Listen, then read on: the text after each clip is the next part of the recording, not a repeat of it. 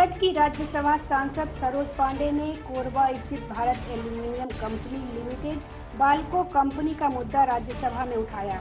सरोज पांडे ने बाल्को को आड़े हाथ लेते हुए जांच की मांग की है। यह भी कहा है कि कंपनी ने नियमों का पालन नहीं किया, इसकी जांच होनी चाहिए। आपको यह भी बता दें कि हाल ही में छत्तीसगढ़ की विधानसभा में भी पूर्व गृह मंत्री और कोरबा जिले के बीजेपी विधायक ननकीराम कंवर ने बाल्को से संबंधित प्रश्न विधानसभा में भी पूछा। शून्यकाल में यह मुद्दा उठाते हुए कहा कि छत्तीसगढ़ के कोरबा स्थित भारत एल्यूमीनियम कंपनी को सन 2000 में भारत सरकार की विनिवेश नीति के तहत स्टरलाइट कंपनी को 51% हिस्सा बेच दिया गया था। उस वक्त इस कंपनी का सालाना उत्पादन लगभग 1 लाख टन था, जो वर्तमान में लगभग 5 लाख टन प्रतिवर्ष हो चुका है।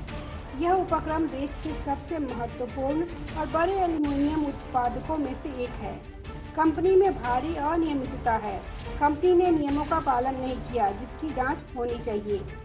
राज्यसभा में सांसद सरोज पांडे ने कहा कि उत्पादन प्रतिवर्ष 1 लाख टन से बढ़ाकर वर्तमान में 5 लाख टन प्रतिवर्ष हो गया है, लेकिन अभी भी कंपनी द्वारा ऑडिट रिपोर्ट में लगातार नुकसान होना दिखाया जा रहा है, जिससे टैक्स देने से बचा जा सके और अन्य सामाजिक दायित्व के कार्य न करना पड़े।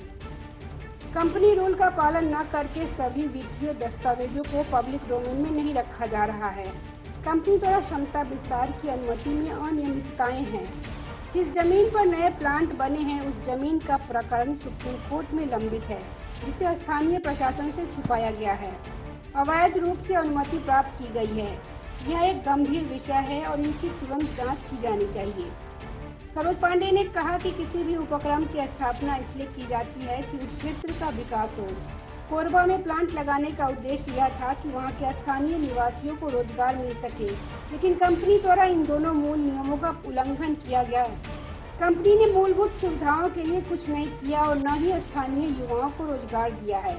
ITI के छात्रों को प्रशिक्षु के रूप में प्रशिक्षण देकर उन्हें एक समय बाद हटा दिया जाता है और उनके जगह नए लोगों को लेकर उनके साथ भी वही व्यवहार किया जाता है।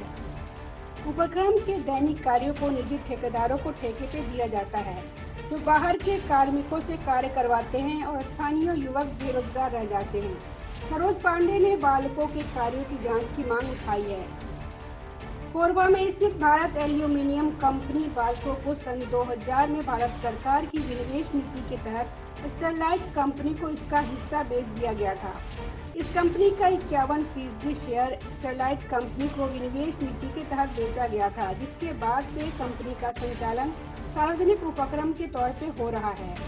भारत सरकार के पास अभी भी कंपनी का 49% हिस्सा शेष है। Bureau report, public news.